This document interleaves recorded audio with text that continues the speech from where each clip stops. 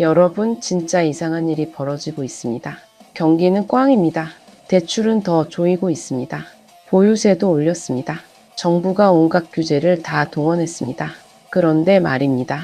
서울 집값은 또 오르고 있습니다. 이거 뭐죠? 대체 뭐가 문제인 겁니까? 2025년 11월 현재 한국 경제 성장률은 1%대입니다. 소비는 얼어붙었습니다. 청년들은 취업도 못하고 있습니다. 그런데 강남 아파트는 또 올랐습니다. 송파구 헬리오시티 10억 넘게 올랐습니다.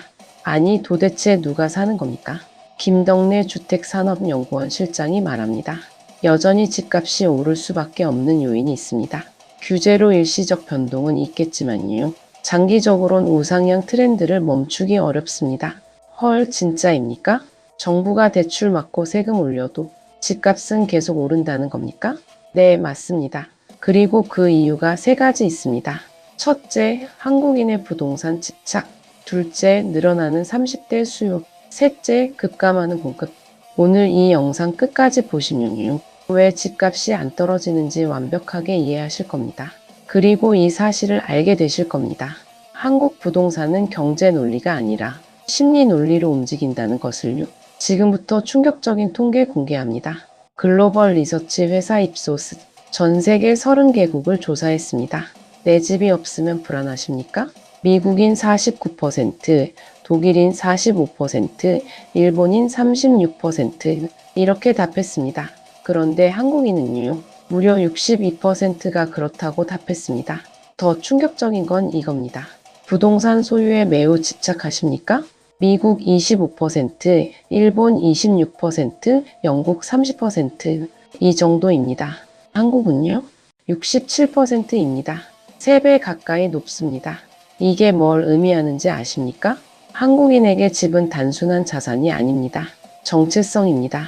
존재 증명입니다. 나는 도심 아파트를 소유해야 한다. 그래야 인간답게 사는 거다. 이런 강박이 있다는 겁니다. 국토교통부 조사도 비슷합니다.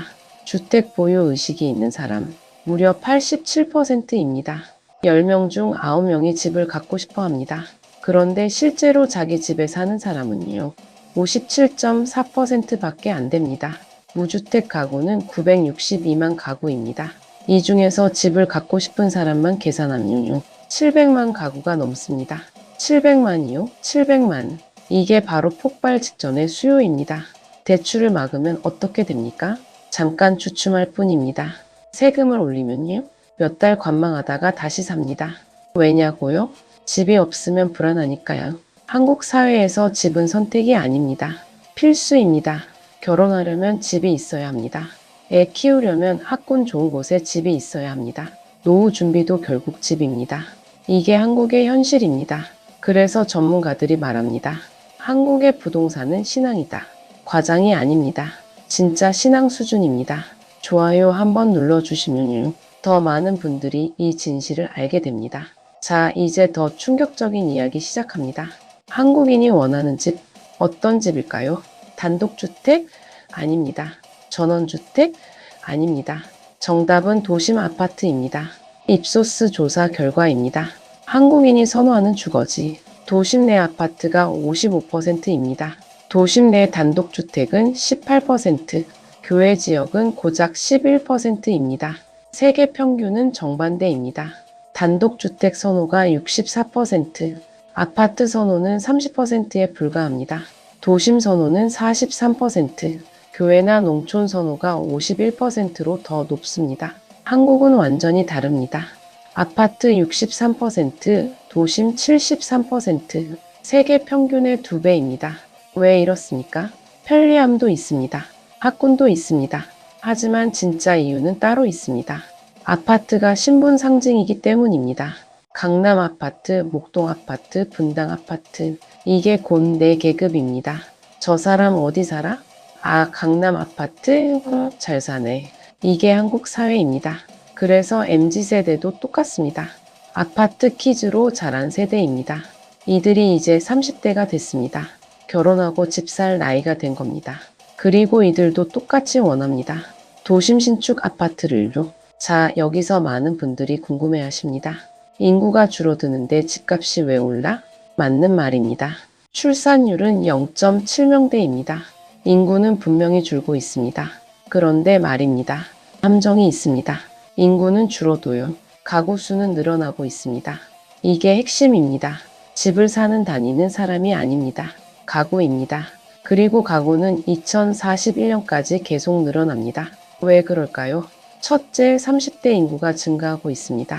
문재인 정부 시절 30세 도달 인구는 연평균 67만 명이었습니다. 그런데 2022년엔 74만 명입니다. 2023년엔 75만 3천 명입니다.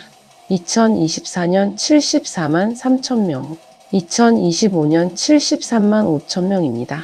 2026년엔 73만 7천 명까지 늘어납니다. 2028년까지는 70만 명대를 유지합니다. 이게 무슨 의미입니까? 30대는 결혼하고 집 사는 나이입니다. 본격적으로 주택시장에 뛰어드는 나이입니다. 그런데 이 연령대가 늘고 있다는 겁니다. 둘째, 결혼 건수도 늘고 있습니다. 2025년 결혼 건수 20만 건을 넘을 것으로 예상됩니다. 신혼부부는 집이 필요합니다. 전세든 매매든 주택 수요가 생깁니다. 셋째, 1인 가구가 폭증하고 있습니다. 혼자 사는 사람들, 이들도 집이 필요합니다. 원룸이든 오피스텔이든 작은 아파트 등요. 넷째, 이혼도 늘고 있습니다. 이혼하면 어떻게 됩니까? 한 가구가 두 가구로 쪼개집니다. 집이 두 채 필요해집니다. 다섯째, 외국인도 늘고 있습니다. 한국에 사는 외국인 가구, 이들도 집을 삽니다. 특히 중국인, 동남아인들이 한국 부동산을 많이 매입하고 있습니다. 이 모든 요인이 합쳐지면요, 가구 수가 계속 증가합니다. 김덕래 실장이 말합니다. 인구는 감소하지만 주택 수요 단위인 가구 수는요, 2041년까지 꾸준히 증가할 겁니다. 이게 집값을 떠받치는 근본 원인입니다. 그런데 여기 또 문제가 있습니다. 이 사람들이 원하는 집이 뭡니까? 도심 신축 아파트입니다. 낡은 빌라? 싫습니다. 외곽 단독주택? 관심 없습니다. 오직 도심 아파트만 원합니다. 특히 강남, 송파, 서초, 용산 이런 곳 말입니다. 그래서 특정 지역 집값만 미친 듯이 오릅니다. 지방은 텅텅 비는데요.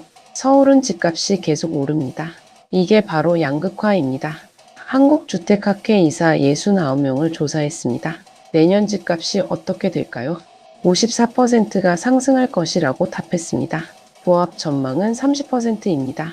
하락 전망은 고작 16%입니다. 전문가 10명 중 5명이요. 집값이 오른다고 보는 겁니다. 왜 그렇습니까? 경제 성장률이 개선될 거라는 전망 때문입니다. 올해는 경제가 안 좋았습니다. 1% 초반대였습니다. 내년은 1% 중후반으로 올라갈 겁니다. 2% 가까이 갈 수도 있습니다. 경기가 좋아지면 어떻게 됩니까? 집 사려는 사람이 늘어납니다.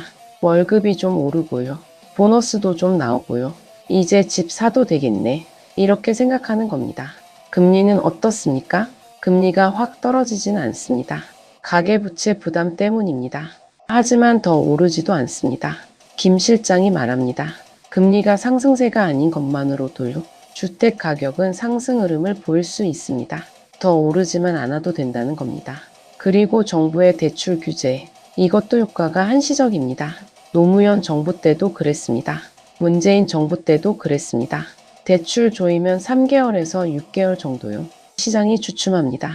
그런데 그게 끝입니다. 6개월 지나면 다시 오릅니다.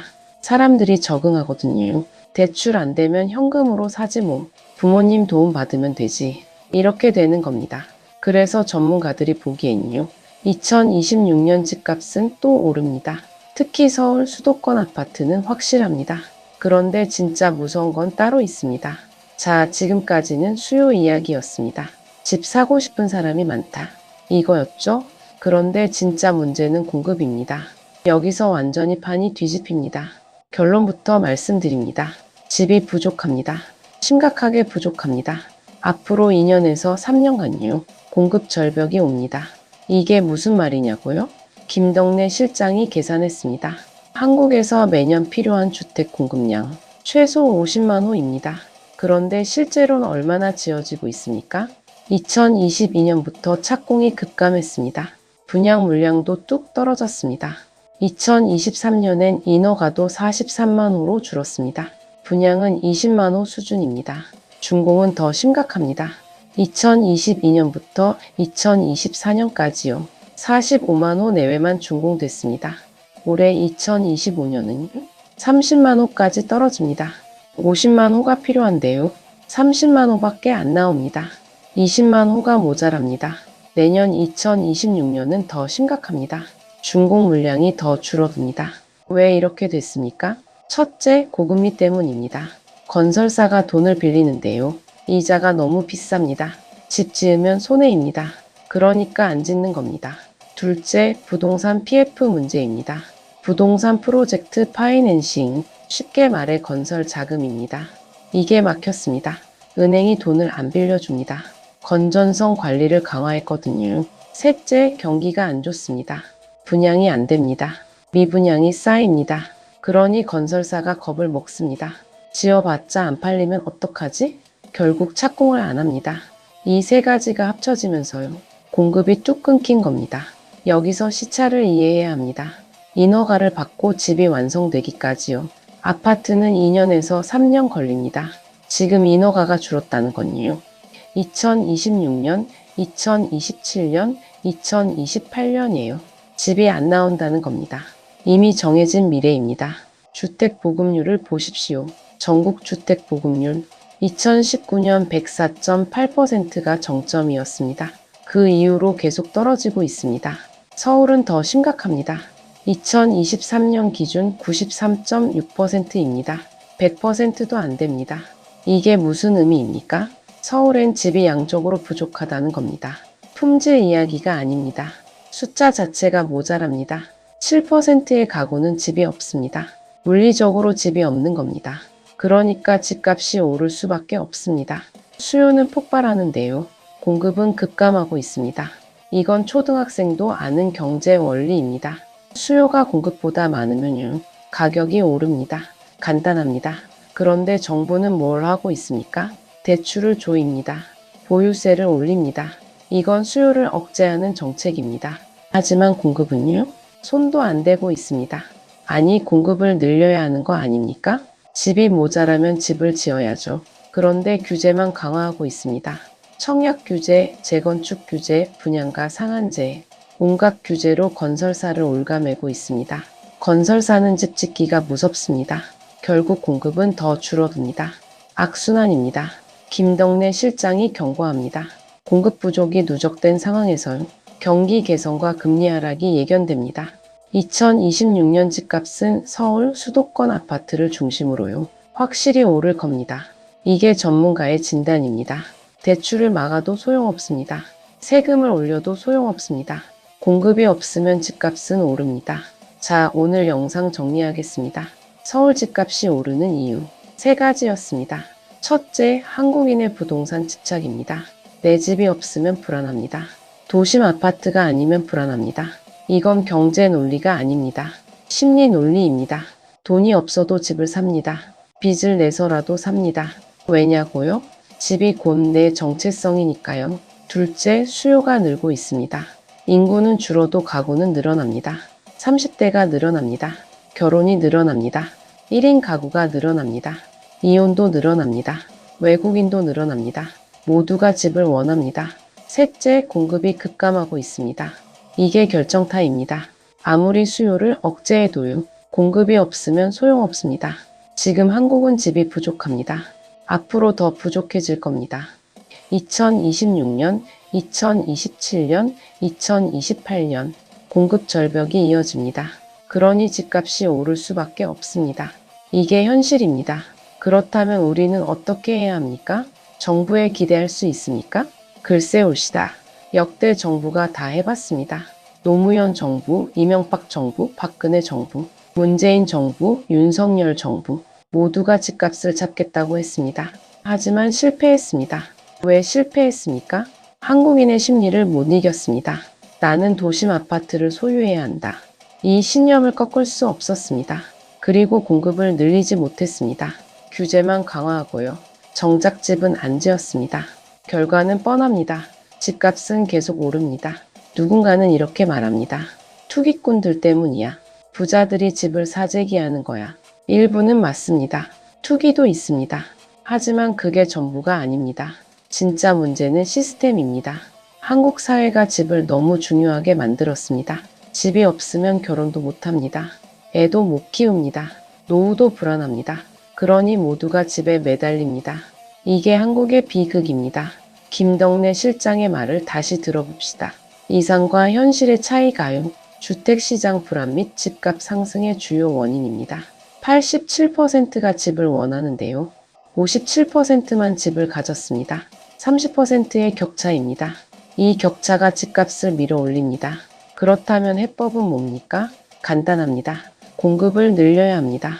집을 많이 지어야 합니다. 특히 도심의 아파트를 많이 지어야 합니다. 사람들이 원하는 곳이에요. 원하는 형태로 지어야 합니다. 그래야 수요와 공급이 맞습니다.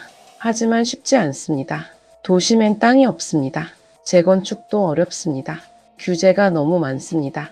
그러니 답이 없어 보입니다. 하지만 포기할 순 없습니다. 우리 다음 세대를 생각해야 합니다. 지금 20대, 30대는요. 집값 때문에 절망하고 있습니다. 평생 일해도 집 못 사겠어? 그냥 포기할래. 이게 청년들의 현실입니다. 이게 정상입니까? 아닙니다. 집은 살 곳입니다. 투자 대상이 아닙니다.